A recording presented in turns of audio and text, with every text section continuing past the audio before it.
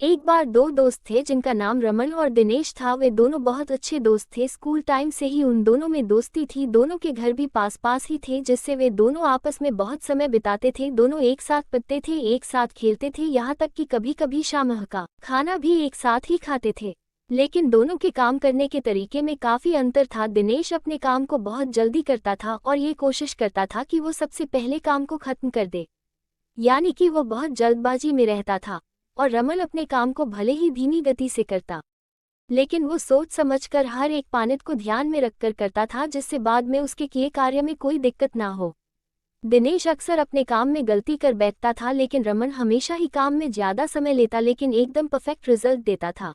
एक बार रमन और दिनेश दोनों सुबह की मॉर्निंग वॉक पर चल दिए और चलते चलते दोनों में बातों बातों में बहस होने लगी कि मैं तुझसे तेज दौड़ सकता हूँ। अब दोनों दोस्तों में बातों बातों में शर्त लग गई कि आज देख ही लेते कौन ज्यादा तेज दौड़ सकता है। दोनों दौड़ लगाने के लिए तैयार हो गए। थोड़ी देर दौड़ शुरू हो जाती है। कुछ दूर दौड़ने के बाद रमन रुक जाता है और अपने जूतों में कुछ देखने लगता है। रमन को रुका देखकर दिनेश ने रमन से कहा, क्या हुआ, रुक क्यों गए, क्या तुम मेरे साथ दौड़ नहीं कर सकते?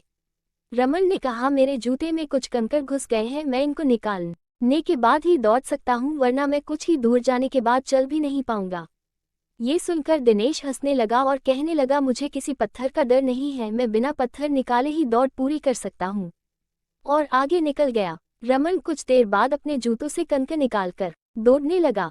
अब दिनेश के जूतों में धंसे कंकड़ उसके पैरों में चुभने लगे थे और थोड़ी दूर चलने के बाद दिनेश के पैर बहुत ज्यादा घायल हो चुके थे। पैरों से खून बहने लगा और दर्द से बेहाल दिनेश जमीन पर लेट गया। अब रमन कुछ आगे जा चुका था। दिनेश ने रमन को आवाज लगाकर मदद करने लगा। उसके पैर खून से लथपथ हो गए थे। रमन अपने दोस्त को घर लेकर आया, फिर उसके पैरों में दवाई लगाई। जब दिनेश का दर्द सही हो गया, अब दिनेश को अपने किए पर पछतावा होता है।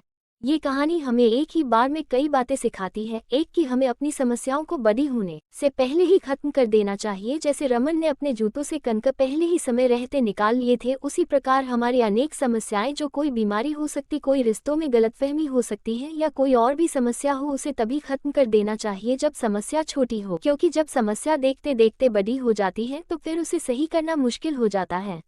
दूसरी, जल्दबाजी हमेशा नुकसानदायक होती है। जैसे दिनेश ने दौड़ में जल्दबाजी दिखाई थी और अपने जूतों में फंसे कंकड़ को निकालना भी जरूरी नहीं समझा, और फिर जो नतीजा मिला वो बहुत ही खराब था। उसी तरह किसी भी कार्य को करने में जल्दबाजी नहीं करनी चाहिए, बल्कि उसे सही ढंग से करने पर ज्यादा जोर देना चाहिए, जिससे कार्य एक ही बार में सही तरीके से हो सके।